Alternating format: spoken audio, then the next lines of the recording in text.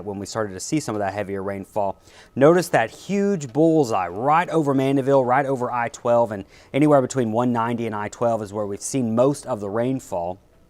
And anywhere you start to see those reds, those are going to be some pretty significant totals, not only to pick up maybe in a week, but to pick up in 12 hours. So you can see there are lots of indications of 7+ inches. We've had some rain gauges that have reported over 8, and that was before we even got another band. So I wouldn't be surprised if some areas are well over 8 inches since last night. And of course, that's why we're seeing all these flooding, all this flooding across the Mandeville area. But the good news, if you're just joining us here, we are seeing improvements, and the heaviest of the rain looks like it's starting to finally wind down, and I don't see anything behind this line at the moment. So overall, things should start to improve. Our flash flood warning, you see there, is going to go, it expires at 9:45, but it looks like an aerial flood warning, which just means they're going to extend the flash flood warning until 10:30. Okay, so that just came in. So the roads are not going to be improving just because, quickly, just because the rain moves out. This all has to drain out.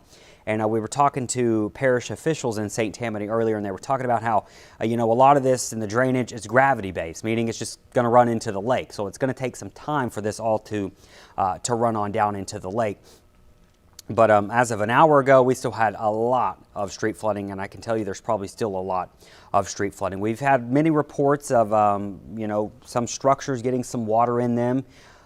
So hate to hear that, but that has happened in and around Mandeville in multiple subdivisions. Woodbridge was a subdivision we were getting some reports in. We have images coming from the Tall Timbers area. This is going to be, I can't remember the exact street name, but you could see the water covering the streets there with maybe, they said 2 to 5 inches, and some houses had maybe a couple of inches of water in them as well, just a few there. So many areas in and around Mandeville seeing similar scenes to this.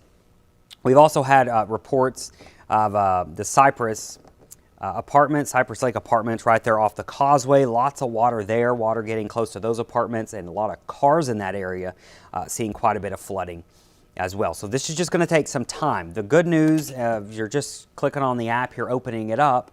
The heaviest of the rainfall now winding down in Mandeville. We're seeing big improvements, although we still have some, downpours, some moderate to heavy rainfall extending just up around Highway 1088 where it crosses I-12 and going up towards the community just north of St. Tammany, getting up towards 36. So the heaviest of the rain now pushing past Abita Springs and past Mandeville, and this will continue to move up towards the Talishik area and up into Pearl River County. This is a very isolated problem. Most of the area today did not see significant rainfall. To give you the scope of how small this is and how isolated it is, that little flashing box, that's where we've seen the flooding, right there.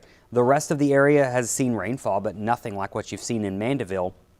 There was another flash flood warning up here in northern Tangi, northern Washington. That is since, that will be expiring within the next 15 minutes, but things really improved up there. But yeah, all eyes continue to be on the Mandeville area and the now what we're just waiting for all this water to drain on out and see the water go down. As I mentioned, it is going to take some time, so if you could put off being on the road right now for some time, I would say probably for the next, it's probably going to take an hour or two before things really start to improve. The water will decrease, but it's just going to take some time, so be very careful.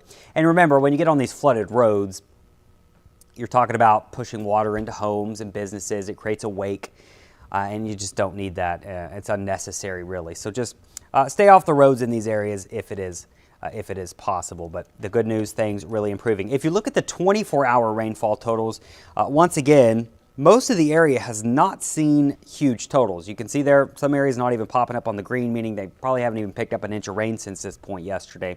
But there are a few spots over towards the east of Slidell. I got some heavy rain this morning, but this has been the main problem spot around Mandeville. And you actually got about 3 different rounds in Mandeville. This was not from one just individual cell here, and I can show you that. We'll go back to, this was the initial one. It popped up around midnight, really heavy, and just look at that. It didn't move. It was like a fire hose of rain and moisture. That stuck around through around 2 a.m., and then around 4 a.m., we got more development, and this is what came through around the 7, 8 o'clock hour.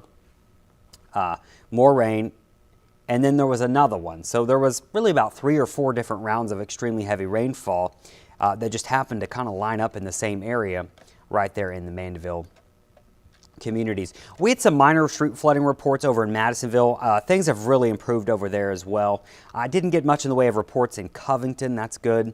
But overall, you know, most of it's been confined really in between I-12 near 1088. That was kind of a hot spot for heavy rain and flooding this morning. And of course, most of Mandeville really just kind of seeing this in those, a lot of road flooding and things like that. So overall, things improving there. Hopefully it stays that way. We could certainly still see some showers and thunderstorms through the rest of today. Let me show you some of our high resolution models here, and I'm not going to show you that one because it's not doing a good job. We're going to show you this one. It shows most of the rainfall right now either lifting to the north of us or down along the coast. That's pretty accurate. But notice it does show some scattered to isolated showers through the afternoon. Thing with this is a lot of this rain this morning has essentially used a lot of the energy up that we have in the atmosphere, the energy these storms used to develop. So it's possible that we don't see any widespread heavy rain, but a few heavy downpours pockets are certainly possible through the rest of today. And as we saw,